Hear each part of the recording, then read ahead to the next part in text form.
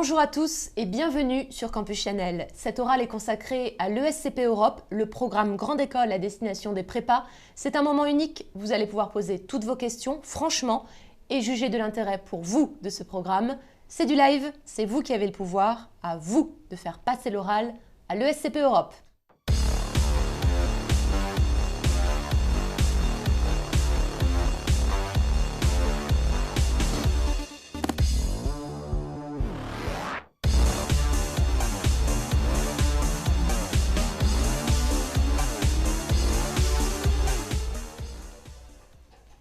Hélène Louis, vous êtes directrice de l'année pré-master à l'ESCP Europe. Bonsoir. Bonsoir. Pierre-Alexis Lécuyer, toi tu es jeune diplômé de l'ESCP. Bonsoir. Bonsoir. On vous laisse les 2 premières minutes pour introduire cet oral. C'est le speech.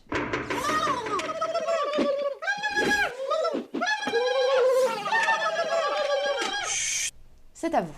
Bonsoir. Donc ESCP Europe est la plus ancienne école de management au monde, fondée en 1819. Aujourd'hui, c'est une école européenne présente sur 6 campus, avec un Master in Management, ce programme Grande École, qui est particulièrement intéressant, prestigieux, et dont nous parlons ce soir. Très bien. Pierre-Alexis, quelque chose à ajouter ? Non, je suis jeune diplômé, j'ai fait ce programme pendant 4 ans et demi et j'ai terminé en décembre dernier. Et voilà, j'ai pu y expérimenter pas mal d'associations. Et maintenant, je travaille à l'école depuis janvier, à la direction académique, pour améliorer l'expérience étudiante autant que faire se peut. Ok, vous connaissez les règles, maintenant on passe au face-à-face. Dernière manche. 15 ans. Mon rôle va être d'appuyer toutes vos questions pour faire en sorte que cette heure passée ensemble soit un véritable outil de décision pour vous, mais c'est bien vous qui posez les questions et ça commence maintenant. J'entends souvent parler de candidats binationaux, bilingues, ayant déjà fait 3 tours du monde, avid lecteur de The Economist. Peut-on intégrer l'ESCP Europe en s'appelant Jean Dupont et sans jamais avoir mis les pieds hors de France ? Alors oui, on peut le faire. Effectivement, nous avons des binationaux, des bilingues, etc. Il va falloir quand même être bon en langue. Le niveau de langue au concours est très élevé, ça a toujours été le cas.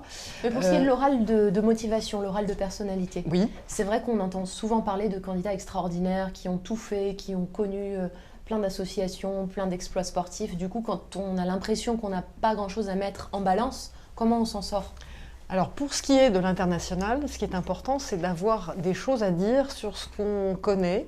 Et donc on peut très bien ne pas avoir eu la chance de voyager énormément à l'étranger pour différentes raisons, familiales ou autres, et néanmoins s'intéresser beaucoup à l'étranger, lire énormément de journaux, se tenir au courant de plein de choses, y compris sur des zones assez lointaines. Donc je dirais que l'ouverture internationale d'un étudiant n'est pas juste liée aux opportunités de voyage qu'il a pu avoir. C'est-à-dire que quelqu'un, pour reprendre les termes de la question, qui n'aurait jamais mis les pieds hors de France, on en a eu et on en a eu à qui on a mis des bonnes notes. Du coup, est-ce que toi tu te souviens, alors c'est un peu un retour vers le futur, de ton oral d'admission ? Est-ce qu'on t'avait posé des questions sur ton ouverture à l'international ? Oui, c'est généralement quand on dit souvent que, enfin j'ai l'habitude de dire qu'en prépa c'est le monde qui vient à nous et en école c'est plus nous qui nous jetons justement dans le grand bain pour voyager. Mais en prépa c'est vrai que c'est surtout lire beaucoup et s'ouvrir au monde mais à travers les livres. On n'est pas obligé de voyager. Ce qui est important je dirais dans l'entretien c'est surtout la curiosité en fait. Et comment on montre ça justement ? En posant des questions à son jury, si on remarque qu'il y a des profils atypiques ou qui nous intéressent. Mais quel genre de questions ? S'il y a une expérience qui ressort, je ne sais pas si vous êtes en face de Jean-Marc Déniel par exemple qui fait partie des jurys, vous pouvez lui poser une question. C'est aussi parfois des éléments du parcours de la personne.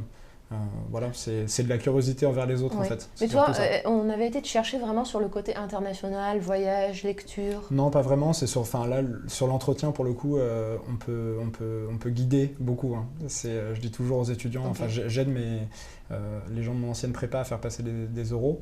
Et je leur dis toujours qu'on peut guider tant qu'on veut l'entretien, parce qu'on peut toujours ramener sur les sujets qui nous intéressent. Il faut être à l'aise en fait. Ça sert à rien de s'inventer un monde. Et surtout, je dirais que le dernier point, c'est de dire quand on ne sait pas, de dire qu'on ne sait pas, tout simplement. Et pas s'inventer un personnage. C'est pas un élément qui tombe à tous les coups en fait, le côté ouverture. Quand même un peu, parce que le guide de l'entretien que doit remplir chaque admissible présente un certain nombre de points et on demande aux étudiants l'expérience du monde du travail qu'ils peuvent avoir ou ce qu'ils ont pu faire comme projet qui les a intéressés et on leur pose aussi la question de leur expérience internationale. Donc pour certains c'est extrêmement développé, pour d'autres ça l'est moins et cette fiche en fait sert de base de discussion entre le jury qui ne connaît pas le candidat et le candidat lui-même. Donc il faut faire extrêmement attention à ne mettre là-dedans que des choses sur lesquelles on souhaite être interviewé et dont on a envie de parler et qu'on maîtrise bien. Voilà.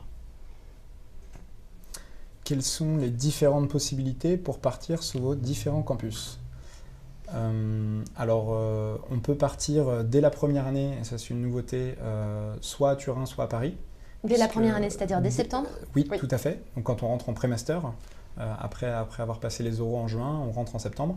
Et donc là, on peut aller soit à Paris, soit à Turin. En Turin, ça sera en anglais. Parce que le track est en anglais. C'est ça la nouveauté. C'est ça la nouveauté. Et voilà, du coup, j'imagine que vous exigez un niveau d'anglais particulier pour aller à Turin dès septembre ? Oui, mais enfin, en général, les gens qui passent le concours et qui sont admis ont un niveau d'anglais tout à fait correct. Ouais. Mais il y a un nombre de places limite tout de même ?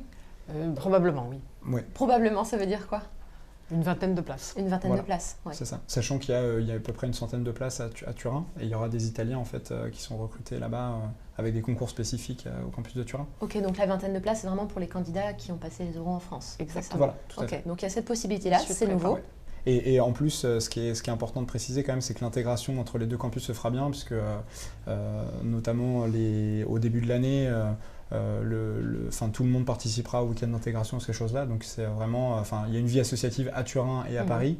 Évidemment, le campus de Paris est plus développé, mais il y a des associations à Turin comme eVentures par exemple, qui organisent la regatta et le ski event, qui sont deux gros événements organisés à l'ESCP, très internationaux et auxquels tous les campus... Et Transcampus, oui. Et Transcampus, voilà, c'est ça qui est assez important. Et est-ce que le programme sera exactement le même à Turin qu'à Paris ? Absolument. Oui, tout à fait. Mais c'est pas un peu dommage de ne pas tirer parti des spécificités géographiques de votre campus de Turin pour proposer quelque chose de légèrement différent ? C'est une bonne question. En fait, notre credo, c'est que c'est forcément le même programme, parce que c'est un programme qui est validé, en l'occurrence par le ministère de l'Enseignement supérieur et de la Recherche. Donc, il ne peut pas y avoir des cours différents, sauf éventuellement sur les cours électifs. Il n'y en a pas en première année. Par contre, les méthodes de travail et les méthodes académiques sont différentes d'un pays à l'autre. Et donc, on garde toujours l'academic flavor, elle est locale sur chacun de nos campus. C'est-à-dire concrètement, par exemple, à Turin, en quoi c'est différent ? C'est-à-dire que sur certains campus, on va plus travailler encore les cas, faire des études de cas qu'à Paris. Dans d'autres campus, ça sera plus de l'étude de dossiers basés sur les livres des professeurs. Enfin, il y a une culture académique vraiment différente dans chaque campus. Okay. Mais le contenu, en tout cas, des cours reste exactement le même. L'idée, c'est que les étudiants doivent maîtriser un certain nombre de fondamentaux. Donc, ce qu'on appelle le syllabus du cours, qui décrit le cours, il est le même. Donc ça, c'est pour les possibilités de départ en première année. Oui. Après, pour ceux qui n'ont pas eu l'occasion de partir parmi les 20 qui partent à Turin, comment ça se passe si on veut changer de campus ? Alors, on peut tout à fait choisir... il y a une obligation après, vas-y. Exactement, on doit passer au maximum 2 semestres sur un même campus. Donc on sera forcément obligé de partir sur un campus pendant notre master, qui est la 2e et la 3e année, où là la promotion grandit beaucoup, puisqu'il y a tous les étudiants internationaux qui rentrent directement en master qui nous rejoignent. Et là, on peut très bien faire 4 semestres sur 4 campus différents. Ça se fait beaucoup, ça ? Ou un programme d'échange. Ou un programme d'échange, oui, tout à fait. Complément. Disons que 2 campus, ça se fait, oui, très régulièrement. 3 campus, c'est encore très, très fréquent. 4, ça l'est moins. Okay. Voilà, parce que ça demande quand même de bouger tous les 6 mois, donc il faut déménager. C'est quand même assez lourd, mais il y en a qui le font. Du coup, comme ça qu'on apprécie. On ne peut rester qu'une année au total sur un campus en particulier ? Oui. Dans les 2 années de master. Dans les 2 années master, l'année pré-master l'année pré-master ne compte pas pour ce cas. Donc c'est une précision importante en effet. Tout à fait. Et du coup, si moi je veux partir par exemple sur votre campus londonien, est-ce que j'ai des critères à remplir spécifiques ? Est-ce que vous regardez le niveau de langue en fonction du campus ? Ou est-ce que c'est, je veux partir, je suis sûre de partir, je suis sûre d'avoir le campus que je veux ? Ça dépend de la demande. Disons Voilà. qu'en fait, tout simplement, on ne peut pas anticiper la demande des étudiants chaque année. Si tous les étudiants veulent aller à Berlin, on est obligé de faire une sélection, évidemment, parce Ouais. qu'il n'y a pas assez de place. Et donc ça se fera en fonction de quoi cette sélection? Ça se fait en fonction des notes, tout simplement, des examens pendant la première année. Ça Ouais. se fait beaucoup en fonction des résultats des étudiants. J'aurai Ouais. l'occasion de le répéter à la rentrée. Voilà. Ok, Voilà. donc faut pas bâcler sa première année, quoi. Voilà. Bah, si on veut être sûr d'avoir le choix. Après, la réalité, c'est que moi, quand j'étais en première année, il y a eu beaucoup de sélections sur le campus de Londres, mais pas à Berlin, pas à Madrid. Ok. Donc, il n'y a pas de... Mais il y a des pas de déçus souci. quand même chaque année. Ah, il y a des déçus chaque année. Oui, parce oui. qu'il y a des effets de mode chaque année. Donc les Ouais. étudiants se parlent et ont envie d'aller au même endroit. Donc tout d'un coup, ils s'inscrivent tous à tel endroit où il y a un nombre de places limité. Donc Ouais, forcément, on leur dit Berlin a été victime de son Voilà. succès là-dessus. cette ça année, s'appelait beaucoup. c'est Berlin et Madrid qui sont les plus demandés. Voilà. Ok. Alors, j'ai lu partout qu'il ne fallait pas s'inventer le projet professionnel, mais n'est-ce pas aussi un moyen de se démarquer lors de l'oral? Alors moi, j'ai tendance à dire que on peut rarement savoir ce qu'on veut faire et on peut rarement avoir conscience de la réalité de ce que c'est, le métier dont on parle généralement. Et j'ai vu des étudiants en entretien me parler du conseil en stratégie. Et on est très très loin. Où généralement, ce qu'ils font, c'est qu'ils parlent d'une expérience de quelqu'un qu'ils connaissent très bien, Ouais. mais c'est pas leur vrai souhait. En fait, c'est le seul métier qu'ils connaissent. Et j'ai envie de dire Mais que- justement, c'est difficile. On les attend au tournant sur la question du projet professionnel. Alors donc- justement, la Non, réponse corporate, je te coupe la parole du coup, c'est qu'on demande aux membres des jurys de ne pas poser de questions sur le projet professionnel. Ça, c'est ce que vous leur demandez, mais dans C'est les ce qu'on faits. leur demande et normalement c'est ce qui se passe. C'est-à-dire Normalement. que pour officiellement FCP Europe, contrairement à d'autres écoles, on ne demande pas aux gens d'avoir un projet professionnel. Quand ils arrivent, on leur demande d'être ouverts. Par contre, de s'intéresser aux matières et aux domaines sur lesquels ils vont travailler. Donc il est assez courant de demander par exemple à des étudiants s'il y a une question d'actualité économique qui les a particulièrement intéressés récemment et pour quelles raisons. Sans aller jusqu'à quel métier voulez-vous faire plus tard, rien que le fait de demander vous intéressez-vous plutôt à la finance ou au marketing, c'est déjà... Non, on ne pose Mais pas la c'est- question c'est sous une cette fonction. forme. Voilà. C'est une Ouais. fonction en fait. Moi j'ai envie de dire que ce qui est le plus intéressant, c'est surtout le secteur où on veut Voilà. travailler en fait. Mhm. Là le secteur de l'extérieur, et quand on n'a jamais travaillé, on peut plus facilement s'y intéresser et connaître de choses que vraiment les fonctions. Parce Ok. que ça veut dire quoi faire du marketing quand on est en prépa, faire de la finance, on n'en sait rien du tout. Donc le secteur, ça va être quoi? Ça va être le luxe, Oui, l'agroalimentaire. Alors, souvent, il y a ça des remonte. tartes à la Je cite crème, le il y a luxe, des ouais, dans le modes, genre, ouais, dont tarte à le la luxe crème, et le oui. conseil en stratégie. Oui, Et voilà. je te rejoins complètement. Le pire du pire, c'est l'étudiant qui dit qu'il veut faire du conseil en stratégie. Immanquablement, un membre du jury demande le nom de quelques cabinets de conseil. Et immanquablement, le jeune répond en donnant un nom de cabinet qui ne fait pas de conseil en stratégie. Donc, ça Ouais. tombe à plat. Donc, quand on est dans une démarche comme ça où on veut parler de quelque chose parce qu'on en a parlé avec des amis, des relations, etc., il faut avoir bien creusé la question. Ok. Et ensuite, on peut très bien dire qu'on s'est intéressé à tel sujet parce qu'on a eu l'occasion de rencontrer des personnes qui travaillaient dans tel domaine, mais qu'on va creuser, qu'on attend d'avoir des cours sur le sujet pour avoir une plus grande ouverture et voir ce qu'on a vraiment envie de faire et ce qu'on aime vraiment. Le jury connaît-il le classement de l'étudiant qu'il a en face de lui? La réponse est non. Il n'a Donc, pas de dossier sous les yeux. Non, le jury... Non, à part le Enfin, questionnaire. à part le le questionnaire. Non, non, après on n'a pas le dossier, on ne connaît pas les notes ni de langue ni rien, on ne sait pas... Ah non, sinon ça serait faussé. Le jury, du coup, n'est pas tenté de donner un coup de pouce à l'étudiant qui est déjà très bien classé ou au contraire qui est moins bien classé.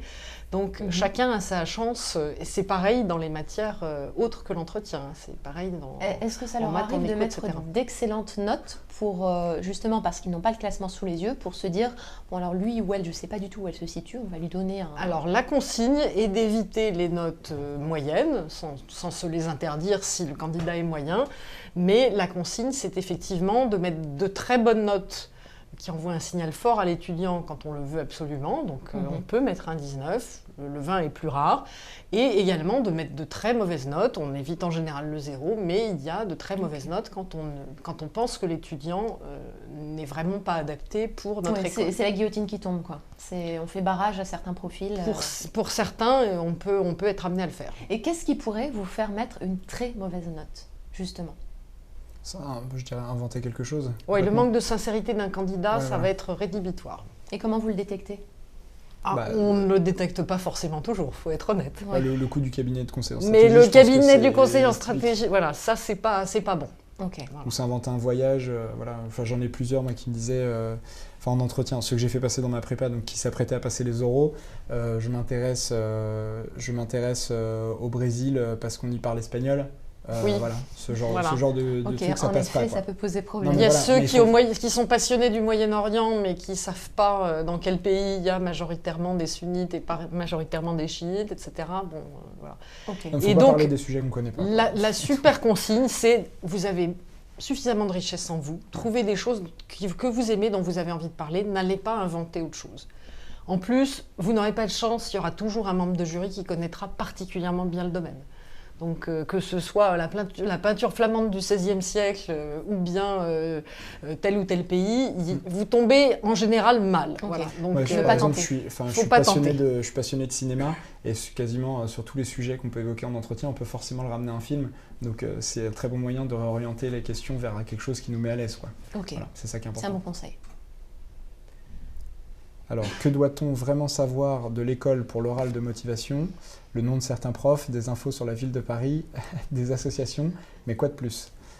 Je dirais qu'il faut savoir principalement qu'est-ce qui... Si campus, ça serait utile. Ouais. Et où il se trouve. Voilà, Ah, vous avez des candidats qui ne savent pas qu'il y a 6 campus Peut-être aussi qu'ils sont troublés parce que c'est l'examen, plus exactement le concours, ils sont très troublés, qu'ils oublient qu'ils ont été regarder ça. Mais enfin bon, il y a un minimum, il faut aller voir sur le site internet. Ouais. Il faut savoir ce qui distingue le ESCP des autres. Effectivement, les 6 campus, c'est quand même quelque C'est la chose base. d'unique en Europe. Et ça va jusqu'au nom de certains profs? Non, C'est un peu non. artificiel, ça, non? totalement. Oui, non. Des infos sur la ville de Paris non plus. Les associations, oui, ça peut aider, mais c'est pas du tout obligatoire, parce qu'il y en a quand même beaucoup. Est-ce qu'il faut connaître les valeurs de l'ESCP Europe? Est-ce qu'il faut pouvoir les citer? Pas forcément. Enfin, est-ce qu'il y a des Non, choses sur lesquelles vous les attendez au tournant? Non. Je pense pas que... Non, mais un étudiant qui nous dira rapidement qu'il n'est pas intéressé par l'international, qu'il ne veut pas changer de campus ou des choses comme ça, c'est sûr que on se dira qu'il est venu pour faire un entraînement d'entretien, mais ça ne sera pas le meilleur candidat pour nous. Ça, en effet. Mais est-ce qu'il y a des questions que vous posez pour vérifier que la personne s'est bien renseignée, qu'elle est allée sur le site? Non, pas du tout. Vraiment pas? Pas du tout. Non, sauf si on part sur ce sujet-là. Donc si l'étudiant commence à parler de l'ESCP Europe, ils vont forcément poser des questions et creuser un petit peu. Ok. C'est toujours, faut pas se tirer une balle dans le pied. Alors on ne demande pas non plus pourquoi ESCP Europe plutôt qu'une autre. Parce qu'on estime que la réponse pourrait ne pas être sincère de la part du candidat. En revanche, s'il y a un étudiant qui arrive et qui dit « mais je veux absolument entrer dans cette école », on est susceptible de lui poser plus de questions sur cette école qu'à un autre. Ok. On passe à la question experte.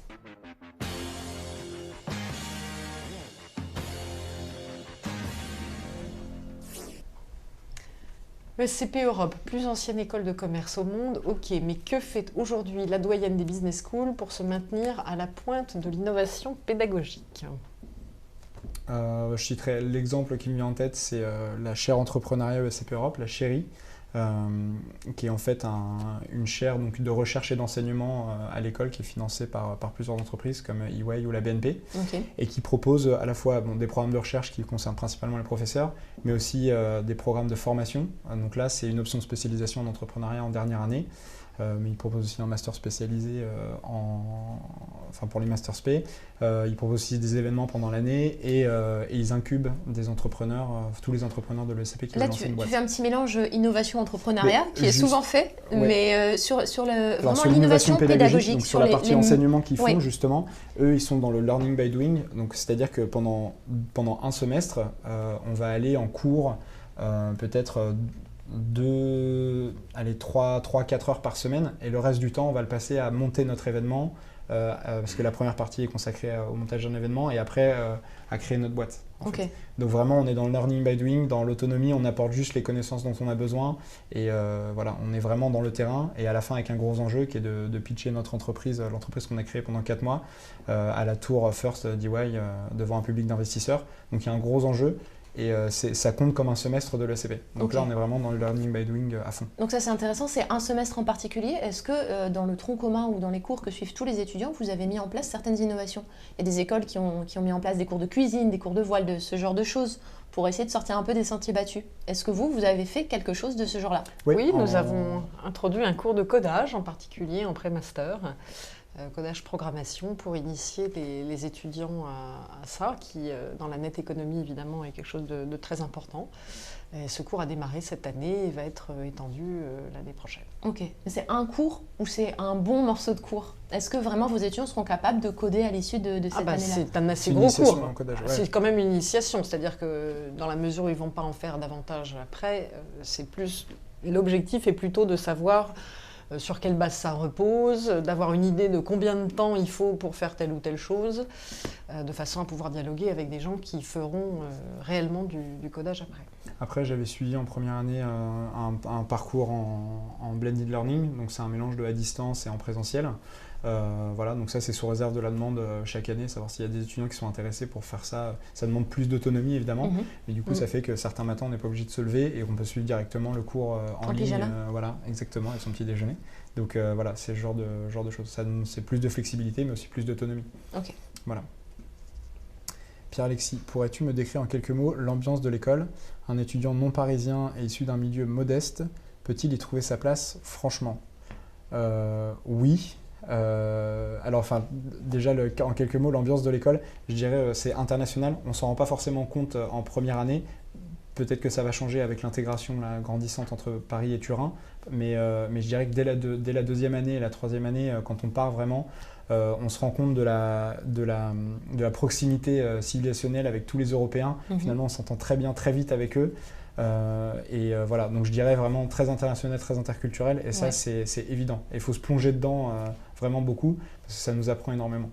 Après, sur les origines des étudiants, voilà, les étudiants non parisiens issus d'un milieu modeste, je ne sais pas ce qu'on appelle non parisien. Moi, je suis non parisien parce que je viens de Seine-et-Marne, donc je suis Île-de-France quand même. Tu es francilien.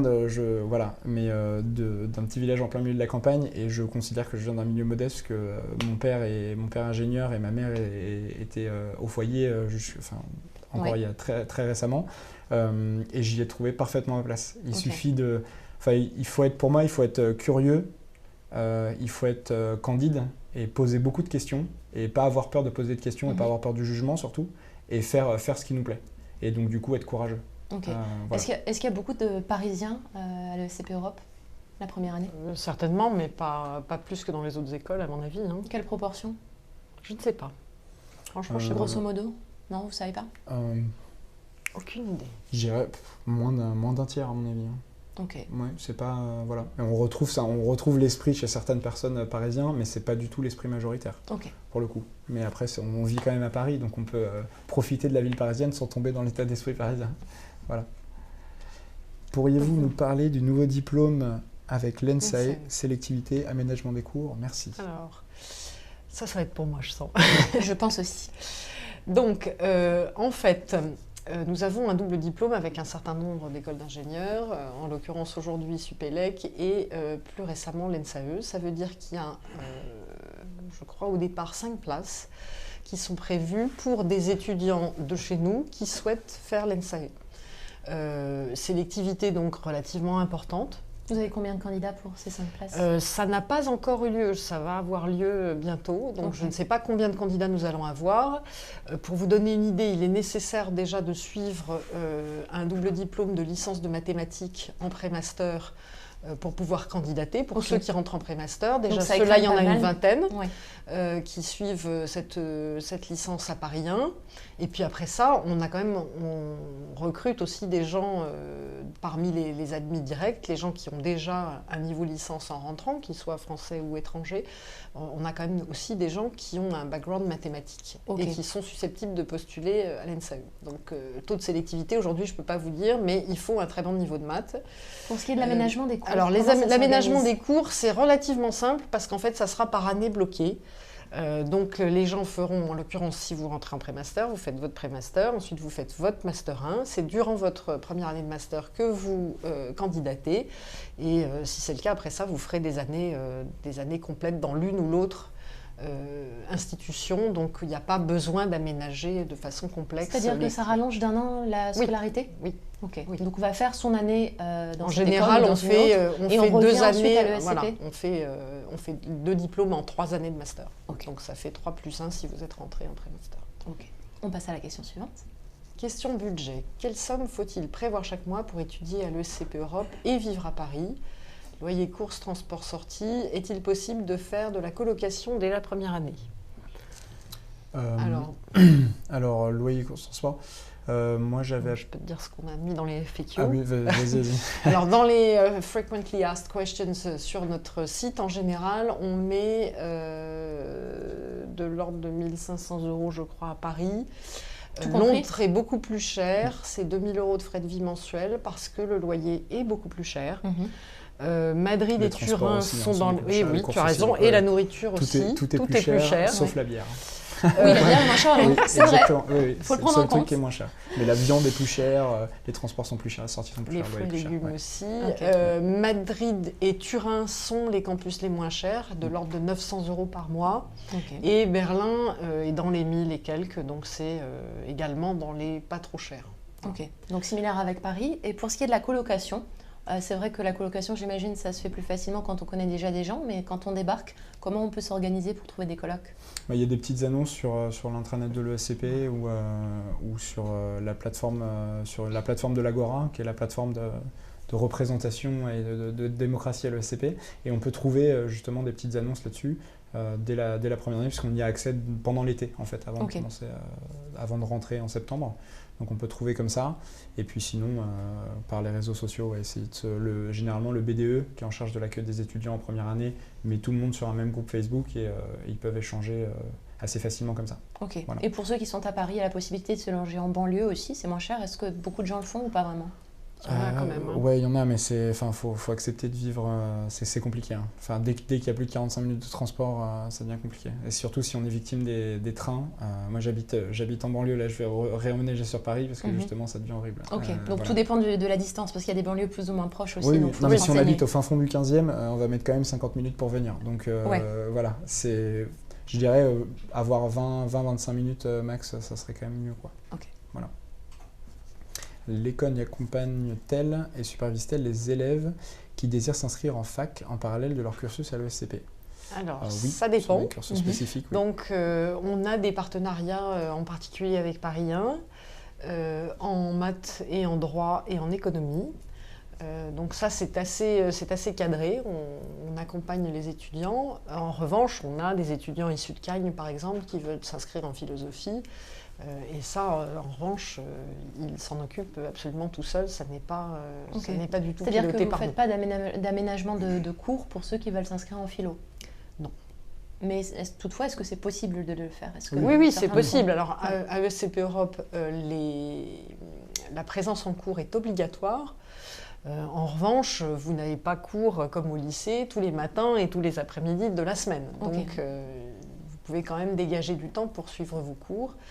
Dans les parcours qui sont un peu plus coordonnés, on essaie de mettre les étudiants sur des vagues d'emploi du temps qui permettent de dégager telle ou telle journée ou demi-journée où ils sont disponibles. Et ça, c'est dès la première année? En particulier sur la première année, oui. C'est-à-dire qu'après, généralement, on abandonne son cursus à la fac? Ça dépend. Il y a également... Ça va jusqu'au master. Quand on rentre notamment en Master 2, dans la dernière année, on peut vraiment complètement aménager son emploi du temps parce qu'on n'a que des électifs, on n'a plus de cours obligatoires, de cours fondamentaux. Donc là, on peut très bien décider de mettre tous nos cours le lundi et le mardi et puis de se garder le reste de la semaine pour étudier. Moi, j'ai une copine qui a fait une licence de philo et un master de philo, 2 années. Et maintenant qui fait une thèse, donc il n'y a pas de problème, okay, c'est parfaitement faisable. Oui, et même aller à Sciences Po aussi, j'ai des copains qui l'ont fait. Ah oui, mais c'est une tête là, thèse de philo, Sciences Po, SCP Europe. C'était pas la même. Non, c'était pas la même. Ah, c'était pas la même, d'accord. Ok, j'étais vraiment impressionnée. C'était pas un triple cursus, c'était seulement un double. Ça demande pas mal de travail. Après, quand on connaît les rythmes fac, effectivement, il y a il n'y a pas d'obligation de présence dans beaucoup de facs, donc du coup on peut aménager parfaitement, récupérer les cours et puis s'arranger, quoi. Okay. Et les étudiants ont aussi la possibilité de prendre une année de césure pour faire par exemple un Master 1 de droit avant de partir sur les campus en M1 ou quelque chose de genre. Est-ce qu'on continue de payer les frais de scolarité pendant l'année de césure? Alors, il y a un montant spécifique qui est lié à l'année de césure, qui est bien plus faible que les droits de scolarité. En revanche, l'étudiant doit payer ses droits de scolarité de façon consécutive. C'est-à-dire que quoi qu'il fasse, les 3 premières années, il va payer ses 3 années de frais de scolarité. Et c'est seulement ensuite qu'il va payer le montant d'une année de césure, même s'il a été auparavant en concrètement, césure. pour la majorité des étudiants, ça veut dire que pendant leur césure, ils payent leurs frais de scolarité. Pour leur année de M2, c'est décalé. En avance. Et combien coûte l'année de césure précisément? Dans les 700 €. Ok. Alors Pierre-Alexis, avais-tu passé les oraux dans d'autres parisiennes? As-tu noté des différences d'agressivité de la part du jury? Eh bien malheureusement non. J'ai pas été admissible ni à l'ESSEC ni à HEC, mais j'ai de très bons copains qui l'ont fait. Oui. Je pense que les oraux d'HEC sont différents parce qu'il n'y a pas d'entretien. Donc l'épreuve de face à face est complètement différente et du coup demande une mentalité aussi très différente. À l'ESSEC, il est plus long en fait, c'est surtout ça. Est-ce qu'il y a des différences? Est-ce que tes amis t'ont parlé de différences de comportement de la part des jurys? Non, ils essayent, enfin oui, à l'ESSEC, ils essayent vraiment d'aller dans la personnalité de ce qu'ils pensent plutôt que leur connaissance. Comme ils passent plus de temps ensemble, parce que ça dure plus 40 minutes, ils essayent vraiment de creuser la personnalité à proprement parler. Si on prend le terme agressivité, est-ce que tu as noté des points d'agressivité ou des saillies de la part du jury? Alors, à l'ESCP, non. Pour le coup... La consigne, c'est de ne pas être agressif. Hein. Oui, et si, en fait, ce qui peut paraître comme de l'agressivité, c'est que si on présente quelque chose sans l'expliquer, on va nous poser une question dessus. J'avais parlé de développement durable, on m'avait parlé du bottom of the pyramid, je ne savais pas du tout ce que c'était. Voilà, on se fait emporter sur des sujets, dans ces cas-là, il faut juste dire « je ne sais pas ». Et pas être honteux de dire qu'on ne sait pas. Ok. Voilà. Vous avez personne qui sort en pleurant? Oh, ça a bien dû arriver. Hein. De toute façon, il y a des étudiants qui sont extrêmement stressés ce jour-là. Et donc, il y en a qui craquent. Hein. Il y en a qui craquent. Voilà. Après, et c'est pour ça qu'on essaie de rendre cette journée-là la plus agréable possible entre chaque épreuve, parce que le BDE organise l'accueil des admissibles pendant cette période-là.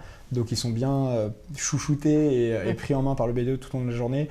Ils peuvent se détendre entre les épreuves. Parce qu'à l'ESCP Europe, ils passent toutes les épreuves le même jour. Contrairement à d'autres écoles. Exactement, donc ils sont chouchoutés. Avez-vous des spécialisations dans ce qui concerne le domaine de l'humanitaire? Merci de votre réponse. Spécialisation non, mais par contre on a énormément d'activités d'étudiants qui portent sur l'humanitaire. Comme quoi par exemple? Notamment en première année, on peut intégrer les associations humanitaires de l'école qui organisent des missions pour l'été. Parce qu'à ESCP Europe, le pré-master se passe en une année et en fait on doit faire un stage à la fin de cette première année, pendant l'été, entre juin et août. Et généralement, il y a 80-90 étudiants qui partent en mission humanitaire chaque année, sur les 350 qui rentrent à l'école. Donc vous pouvez partir aux Philippines, au Pérou. Ça peut être... moi, je suis parti au Cameroun, c'était pas une mission humanitaire, mais il y en a une qui va se monter en Afrique l'année prochaine. Voilà, donc on peut partir en mission humanitaire dès la première année. Après, c'est pas une spécialisation, non. Et au niveau des débouchés, pour aller dans le domaine plus professionnel, est-ce que vous avez des diplômés qui réussissent à intégrer des Oui, on en a. Alors, j'ai pas de nom en tête, mais oui, on a pas mal de diplômés qui se dirigent vers les ONG. C'est rare ou pas? Ah non, c'est pas rare du tout. Non, je pense il n'y a pas un énorme marché non plus, hein, mais c'est pas rare. Mais je pense que les ONG humanitaires ont besoin de profils comme les nôtres, justement, de managers de projets ou de choses comme ça. Ils ont besoin de gens qui... L'école a quand même toujours été pionnière dans l'humanitaire. Hein. C'est l'école qui a lancé les Restos du Cœur. Là, cette année, avec la crise des migrants, il y a un groupe d'étudiants qui a lancé une association qui s'appelle Wintegrate, destinée à intégrer justement des étudiants étrangers, migrants, qui doivent réapprendre, qui ne parlent pas le français et qui ont besoin de s'intégrer dans des cursus universitaires. Donc on leur donne en particulier des cours de français et puis aussi on essaie de les aider, de les orienter. Il y a Rue des Enfants, il y a énormément de choses. Rue des Enfants et Solidarité France-Népal, c'est deux associations qui font des missions. Effectivement, Wintegrate, celle qui se concentre sur les réfugiés. Donc pour le coup, on est assez présent là-dessus. On peut enlever la veste s'il fait vraiment très chaud ou préférez-vous un candidat avec veste et auréole? Alors, en fait, quand il fait vraiment très chaud, ce qui était tout de même le cas l'année dernière, on propose à l'étudiant, au candidat, d'enlever sa veste, mais comme il sait qu'il a des auréoles en dessous, il préfère la garder parce que c'est mieux caché sous la veste que s'il se met en chemise. Donc en général, le jury est comme moi en chemise et le candidat, lui, il reste dans sa Prévoyez veste. un bon déo le matin quand même. Voilà. Mais au vu du temps, je Là, pense cette que- année, ils vont je être pense- tranquilles, je ouais, pense. Ça a l'air que ça parti devrait pour aller. être frais. Voilà. Ok. On passe à la question suivante. Qu'est-ce qui pourrait vous taper dans l'œil? De façon positive ou de façon négative? Ah, vous pouvez répondre aux deux. Ça nous En donnera tant- que plus en d'informations. tant que jury, je suppose. Oui, je Ouais. suppose. Moi, c'est des étudiants tout simplement pleins d'énergie, en fait, qui ont envie de faire des choses. En fait, je ne demande pas forcément des gens qui ont fait beaucoup de choses. Mhm. Ça m'intéresse pas forcément des gens qui ont envie de faire des choses et qui sont envie d'apprendre, en fait, à l'écoute des autres, envie d'apprendre. Et comment tu arrives à faire le distinguo entre ceux qui vont dire qu'ils ont envie de faire des tas de choses pour en jeter, sans avoir d'idée bien précise, parce qu'on peut tous dire qu'on a envie de faire plein de trucs, et ceux qui ont vraiment envie et qui sont francs et sincères. Généralement, ceux qui ont envie, ils sont déjà un peu renseignés sur ce qu'ils ont envie de faire. Oui. Donc, généralement, ils sont capables d'en parler beaucoup. Ok. Voilà, c'est comme ça que généralement on arrive à voir ce qu'ils veulent. Puis après, moi, le deuxième truc qui me plaît, moi, personnellement, c'est les entrepreneurs. C'est les gens qui ont vraiment la rage au ventre de vouloir monter des projets, des choses comme ça. Ça me plaît beaucoup. Ok. Mais donc Voilà. tu fais partie du jury. Non, Pas cette encore, année. il faudra Ok, pas attendre cette année. 5 ans. Yes. D'accord, parce que tu Mais disais, moi, ce qui me plaît beaucoup, donc je me disais... Oui, non, mais parce que encore une fois, c'est dans les jurys que je fais passer dans ma prépa. en Ok, fait, dans mon ancienne d'accord, prépa. donc c'est important Voilà. de le préciser. Et Voilà. moi, je dirais ouverture d'esprit. Et en particulier ouverture internationale. Donc, D'accord. Les gens, en fait, on est l'école où les Français, entre guillemets, vont croiser le plus de non-Français. Donc, je trouve que ce qui est important, c'est d'avoir des gens qui sont vraiment prêts à capter tout ce qu'il va y avoir autour d'eux. Qui vont s'intéresser à tous les gens qu'ils vont rencontrer et qui vont vraiment tirer parti de tout ce qui leur sera offert. Donc l'ouverture d'esprit, pour moi, ça fait partie des choses les plus Typiquement, importantes. un exemple qui, je suis sûr, si on faisait passer des entretiens en groupe à l'ESCP, c'est de mettre 3 Français et un Allemand dans une pièce et de voir quelle langue ils parlent. Est-ce qu'ils parlent français ou est-ce qu'ils parlent anglais? Parce qu'il y a quelqu'un qui ne parle pas français. Ok. Ça révèle beaucoup ça. Et pour ce qui est du côté négatif, vous disiez, ça peut être en positif ou en négatif, quelque chose qui pourrait vraiment vous débecter. Non, enfin, c'était une anecdote parce que comme c'était tapé dans l'œil, Ouais. j'en profite pour signaler que il n'est pas forcément nécessaire d'avoir une tenue trop sexy, en particulier pour les filles, Ok. que ça ne sera pas bénéfique ni vis-à-vis des femmes qui sont dans le jury, ni même Ouais. vis-à-vis des hommes qui sont dans le jury. Il faut être... Du coup, une tenue. Mais il faut être bien c'est dans ses neutre. vêtements, il ne faut Ouais, pas voilà. être trop serré, il faut Faut être être... blindé, voilà, ouais. parce que ce jour-là, on n'est quand même pas super à l'aise, donc... Ouais. Donc on met quoi, une jupe et une chemise manche longue, un truc classique, enfin justement pour essayer de donner des billes. Jupe ou parce que pantalon, le enfin, sexy peut à peu varier près- d'une personne À peu près tout le monde Non, met mais c'est des... un Non, mais à tailleur. peu près tout le Un monde met des tailleur, vestes. je Mais me après dis. ça, la longueur de la jupe et la profondeur du décolleté, éventuellement, Généralement, sont les pas- tailleurs, ça va très bien. Voilà, Enfin, les tailleurs, ça passe bien. Ok. Mais il y a des filles qui sont en robe avec une veste par-dessus. Enfin, il y a Ça passe de aussi. tout, quoi. Ok. pour les Il faut garçons, aussi mettez une qu'on sente cravate. que c'est naturel et que les gens ne se sont pas déguisés pour l'occasion. Une force et une faiblesse de l'ESCP Europe. Je comprends pas la question. Ah, moi je la comprends très bien. Une force et une faiblesse de l'ESCP. Ah, un point d'accord. fort, ok. un point Nous faible. demander une force. Alors la force, pour moi, c'est ce que tu viens de dire, c'est le fait qu'on est l'école avec le plus d'étudiants non français dans l'école. Et donc vraiment, il y a un vrai melting pot qui se fait dès l'entrée là du coup à l'école. Et il faut profiter de ça. Il faut profiter vraiment, aller à la rencontre des gens. Mais et si je cherche un peu, dans d'autres écoles, on fait des échanges, on fait des doubles diplômes, on l'a aussi, le Non, melting je pot. parle pas que de ça, je parle de, en fait, typiquement, comme on bouge beaucoup sur les campus, Mais là, dans on la peut aller passer cour, des week-ends, on ne parle peut pas aller que le passer- français. Hein. Voilà, non seulement ça, mais on peut aller partir sur les campus très facilement, passer un week-end avec ses potes, et ça, c'est un truc qui n'est pas donné à tout le monde, puisque nous, on connaît des gens à Londres, enfin, on a un point d'ancrage dans des villes où généralement d'autres étudiants n'en ont pas. Donc c'est ça, et c'est aussi, je prends un exemple, la Regatta ESCP Europe, qui est le plus gros événement de l'école en termes de participants. Il y a 500 personnes qui se retrouvent, la moitié d'alumni, la moitié d'étudiants qui se retrouvent en Italie, à Palerme, et qui passent 4 jours avec un événement un peu détente, un peu pro, Et là, les gens de tous les campus et tous les programmes viennent. Et donc c'est ça, vraiment l'esprit rencontre avec les... Ouais. Ça demande beaucoup d'argent, tout ce que tu cites, passer des week-ends un peu partout en Europe, alors la regatta. après, on peut toujours se débrouiller. Déjà, à l'école, d'un point de vue financier, il y a pas mal d'aides qui sont données par l'école. Et en plus, dans le monde associatif, on peut travailler à la JE ou à Challenge, qui sont les deux assos, la Junior Entreprise, voilà, qui sont deux assos dans lesquels on peut faire des petits jobs.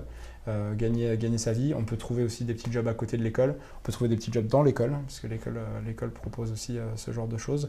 Voilà, on peut toujours se débrouiller pour se payer. Alors on ne peut pas se payer des week-ends dans tous les mois, c'est sûr. Voilà, ça a un certain coût. Dans les forces, il y a quand même Startup Europe, qui est un très bel événement là, qui fait partie du curriculum. Hein. C'est comme un cours, c'est un séminaire qui rassemble à l'entrée du master tous les étudiants de toute nationalité qui sont recrutés. Donc soit ceux qui sont rentrés en pré-master, soit ceux qui rentrent directement en master, qui avait lieu au Parlement de Strasbourg, qui maintenant a lieu au Parlement de Bruxelles, avec simulation de négociations internationales où en fait par groupe d'étudiants on représente tel ou tel pays et on présente des motions qu'on fait voter. Ça, c'est vraiment, une vraie expérience européenne et c'est un truc unique. Alors, vous avez cité deux forces, il me manque une faiblesse. Une faiblesse. Et encore, je suis gentille, hein, j'aurais pu vous dire deux faiblesses comme vous avez cité deux forces. Bon, on peut en donner deux quand même. Une faiblesse de SCP Europe. On a plus de mal à trouver. Là. Non, mais je pense peut-être une formation qui n'est pas autant à la carte que dans d'autres écoles.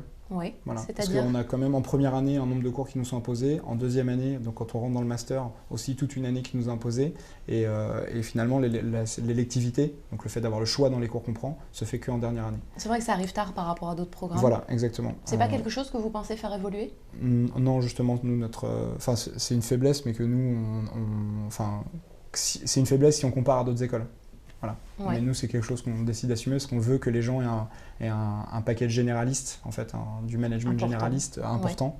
Et mais ça ne suffit pas un an pour avoir cet aspect généraliste. Un an à faire tout le monde les mêmes cours, ça donne une bonne base déjà, non?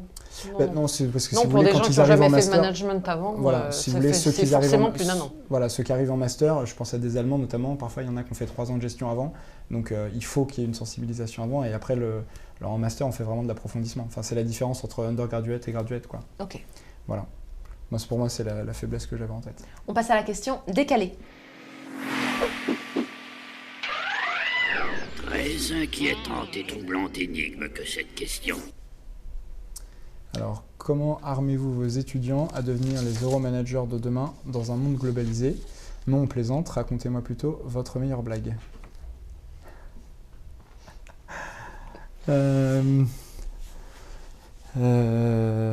Faut vraiment oui. Pardon? Oui, il faut vraiment que tu racontes ta meilleure blague. Faut vraiment que je raconte ma meilleure blague. J'en ai pas des très corrects qui viennent en tête. Ayant été vice-président du BDE, ayant fait beaucoup d'intégration, j'en ai raconté pas mal dans les bus, mais que je raconterai pas ici. Il y a une super vidéo là en ce moment sur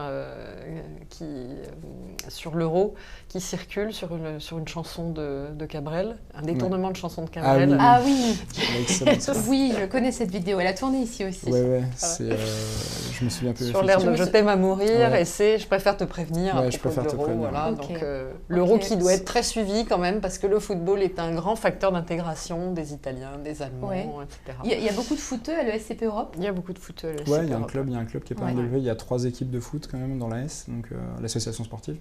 C'est assez développé. Et pendant les euros, les étudiants qui décideront de rester après leurs euros le soir, il y aura des diffusions des matchs. Donc, ah oui, carrément. Vous avez fait les choses bien. Ah bah évidemment, on se mobilise toujours quand là, il y avait la Coupe du Monde il y a 2 ans, donc on s'était mobilisé à ce moment-là, donc il n'y a pas de problème. Pour revenir un peu sur les euros, comme c'est ce qui intéresse les gens qui regardent le live aujourd'hui, est-ce que ça vous arrive de poser ce type de questions un peu déstabilisantes à l'oral? Raconter une blague? Oui. Non. Bon, non, ça pas du tout. J'ai jamais vu ça en X années, non. Ok. Non, j'ai entendu si vous pouviez choisir un personnage passé ou ou existants avec qui vous voudriez passer 1 heure, qui choisiriez-vous Voilà, des choses un peu plus classiques. La blague, non. Oh, c'est dommage. Non, je l'ai vu en prépa poser, dans les entretiens que j'ai fait passer, quelle est la différence entre un rouble et $1. C'est $1. Et la fille a rigolé et on lui a demandé pourquoi c'était drôle, elle n'a pas su répondre. Donc, attends, je vérifie si j'ai bien compris. C'est en rapport avec le taux de change? Oui. Ouais, super. Exactement. Je suis rassurée, mais il faut la rassurer. C'était une blague d'économiste, du mec qui était économiste dans le jury. Donc, voilà. Je suis intéressé par la création d'entreprises. Le M Lyon ne serait-elle pas plus adapté que ESCP Europe dans ce cas précis? La grosse différence, c'est qu'on est à Paris.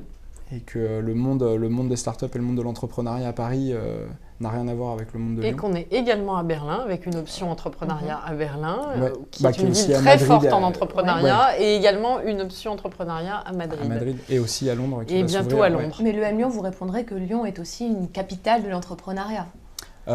Oui, mais bon, tous les événements en rapport avec l'entrepreneuriat à Paris, la French Tech ou le... Oui. Après, il y a le TGV, je veux dire, c'est pas que géographique. Oui, non, mais après, c'est une question aussi de réseau, et puis de tout simplement aller à plein d'événements à Paris tous les jours, rencontrer des entrepreneurs. C'est aussi ça qui fait que la création d'entreprise est très facilitée. Oui.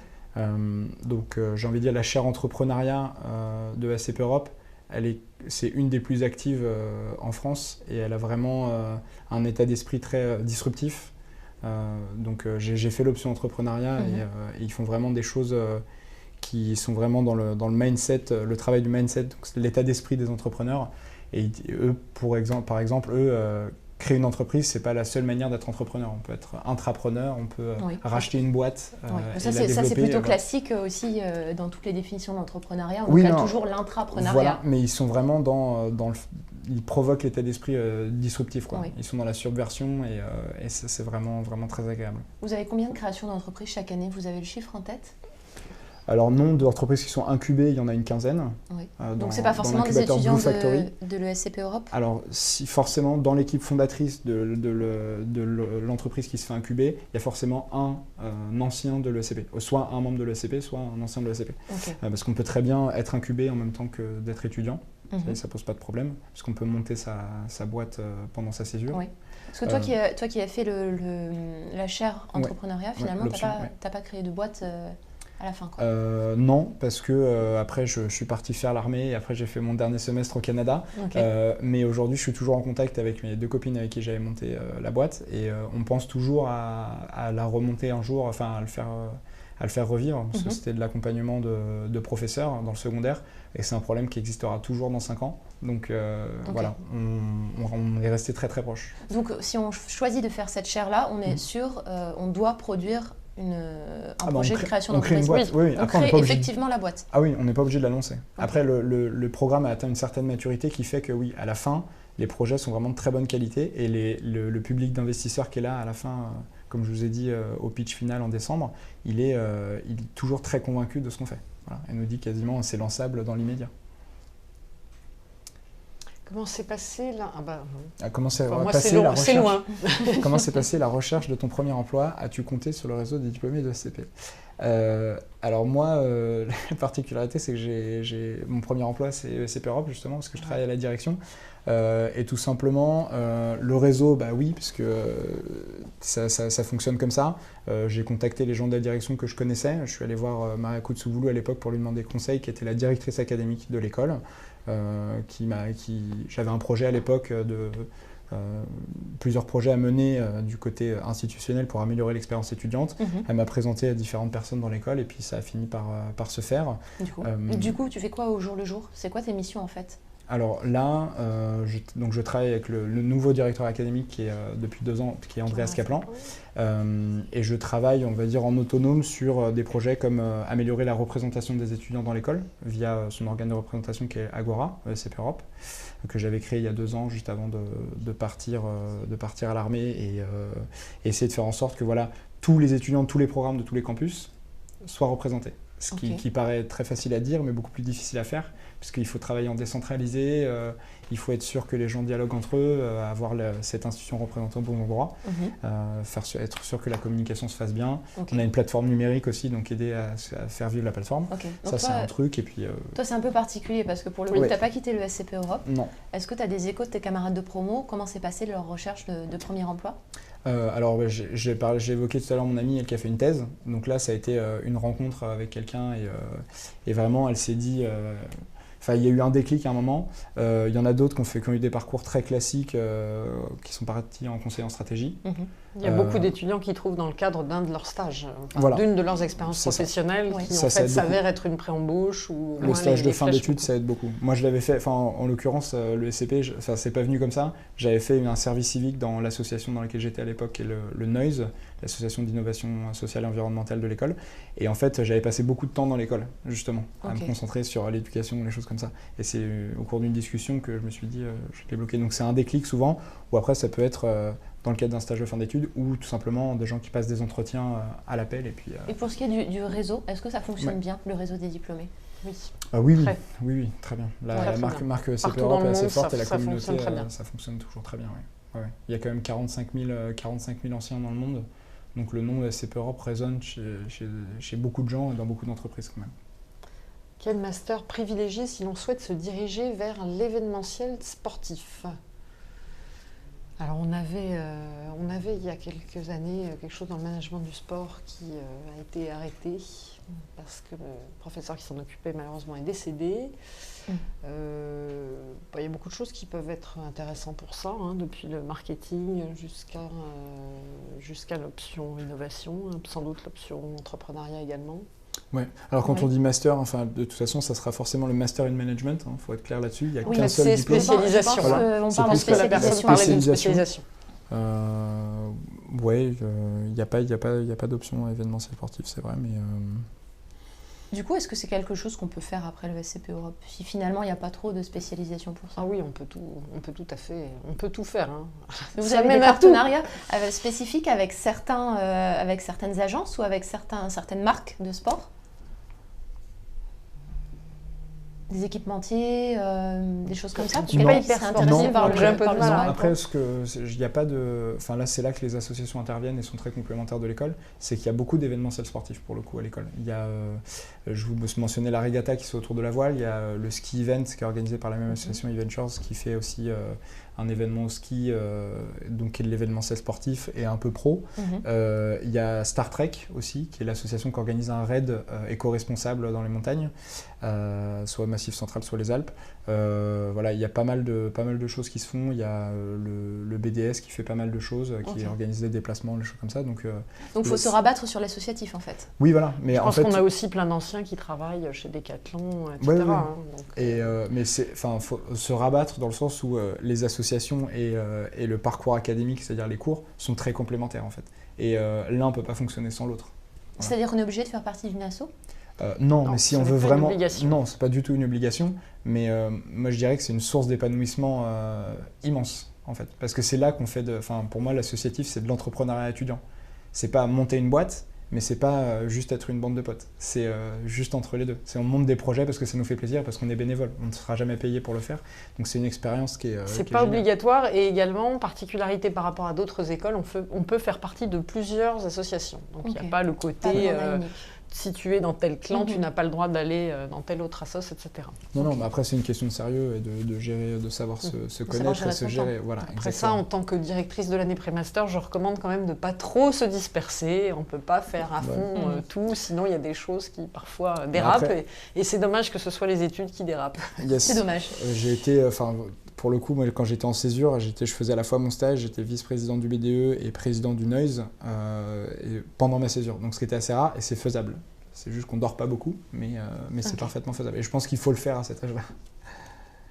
L'année dernière, combien de candidats de la liste complémentaire aviez-vous admis? Alors là, c'est une colle, mais je peux vous dire que chaque année, environ, on remonte jusqu'au 900e candidat. Ouais. L'année dernière, c'était 912, le rang du dernier intégré. Voilà, il y a 355 places. Donc ça veut dire que sur la liste, on prend les 355 premiers, et après, le reste, entre 356 et 912, ils sont sur la liste complémentaire. Ok. Voilà. On passe à la question suivante.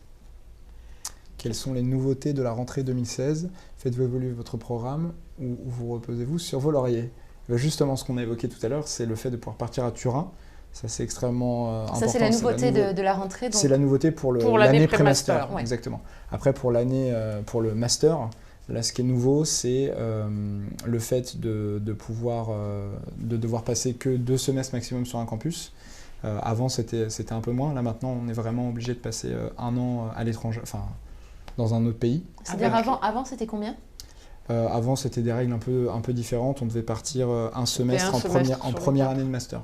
Ok. Voilà. C'était ça. Donc là, on a changé un peu la règle. Également, obligation maintenant d'avoir à la fois études à l'étranger et expérience professionnelle dans 2 pays différents au minimum. Voilà. D'accord, c'est-à-dire qu'on ne peut pas, pour le coup c'est un peu dommage. Si moi je m'intéresse vraiment aux États-Unis par exemple, donc je veux faire un échange là-bas pour prendre des contacts, je veux faire un stage pour être sûr, pour mettre le maximum de chances de mon côté, il faudra forcément que j'aille faire un tour en Angleterre ou en Allemagne pour avoir mes deux pays en fait. Alors c'est pas forcément dommage dans le sens où en fait le master est faisable entre, donc là on oublie le pré-master, mais le master il est faisable entre 2 et 4 ans. Donc ça veut dire qu'on peut très bien prendre 4 ans pour faire nos études et organiser, on fait notre première année, après on peut faire une année de césure, on peut refaire un semestre de cours, refaire un stage et puis refaire... Les étudiants font beaucoup plus de 2 expériences professionnelles, voilà, donc exactement. Ils peuvent en faire plusieurs dans un pays et une supplémentaire dans un autre pays. Et comment on fait pour trouver un stage à l'étranger quand on n'a pas papa-maman qui ont le réseau qu'il faut? Eh bien, nos career services sur les campus sont très actifs, reçoivent des propositions d'entreprises, organisent des forums où des entreprises viennent se présenter et sélectionner des étudiants. On a un très très bon réseau en particulier en Italie, mais aussi en Allemagne, à Londres, les banques de la City, mais pas seulement. En Espagne aussi, donc c'est comme ça que ça se passe. Puis il faut être aussi à l'écoute de tous les étudiants de la promotion, de là ou des promotions d'avant, qui peuvent avoir des stages très sexy, je ne sais pas, dans la Silicon Valley par exemple, et être à l'écoute de ça, et pas avoir honte de faire le même stage qu'eux. On ne va pas manquer d'originalité, et saisir ce stage-là. Ça se fait beaucoup ça ou pas? Oui, alors pas à l'étranger, mais moi le stage que j'ai fait à Paris, je refais de la pub tous les ans. Tu le refourgues à tes petits camarades. Exactement, j'étais le premier ESCP à avoir été recruté dans une boîte d'ingénieurs, et il était tellement content, le patron, qui m'a dit refais de la pub, et là ça fait 3 ans qu'il prend un ESCP à chaque fois. Okay. Vous n'auriez pas une anecdote d'entretien raté à nous raconter, qu'on se détende un peu? Moi, c'est le coup de l'espagnol au Brésil. Franchement. Oui, pour le coup, ça, c'est vraiment extrême. Ouais, après, il y avait d'autres trucs. Là, c'était une fille, en fait, qui faisait très cliché. Elle venait du 16e. Son père était directeur général. Sa maman était directrice commerciale. Et donc, en fait, elle dégageait le cliché de la bonne petite fille du 16e. Oui. Exactement. Elle n'a pas réussi à se détacher du cliché qu'elle renvoyait, parce que quand on lui a demandé c'est quoi l'expérience la plus marquante que vous ayez vécue, il dit une fois j'ai distribué des chocolats à des SDF à Noël, et c'était pas possible, quoi. Okay. Enfin vraiment c'était elle se rendait pas compte qu'elle était cliché d'elle-même en fait. Okay. Voilà. C'est un bon exemple. Est-ce que vous en avez de votre côté? Ceci dit, on ne fait pas de racisme ni à l'égard de ceux qui viennent du 16e, ni à l'égard de ceux qui viennent de province et qui auraient d'autres comportements. Effectivement, c'est juste, moi ce que je dis toujours, c'est avoir du recul par rapport à soi-même, avoir un esprit critique, pas que par rapport au monde ou aux autres, mais par rapport à soi-même. L'autoréflexion, c'est hyper important. Oui, donc il faut être conscient de l'image qu'on dégage quand même. Voilà.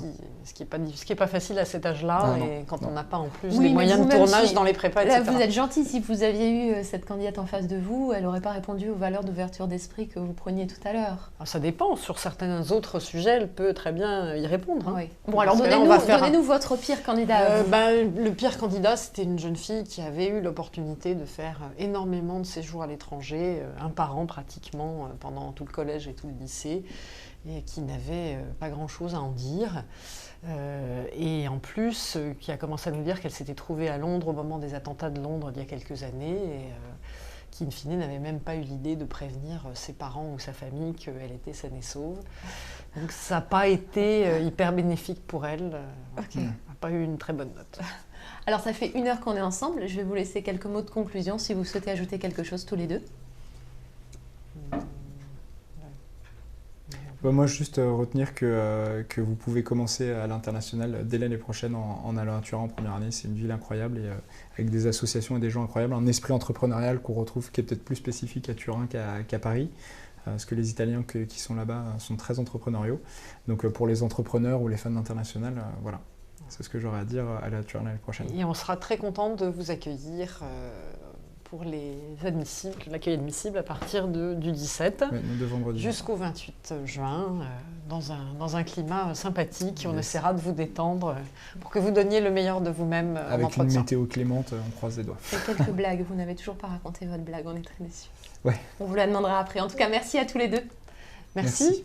Et merci à vous d'avoir posé toutes ces questions. Vous avez fait passer l'oral à l'ESCP Europe. On se retrouve bientôt pour un nouvel oral sur Campus Channel.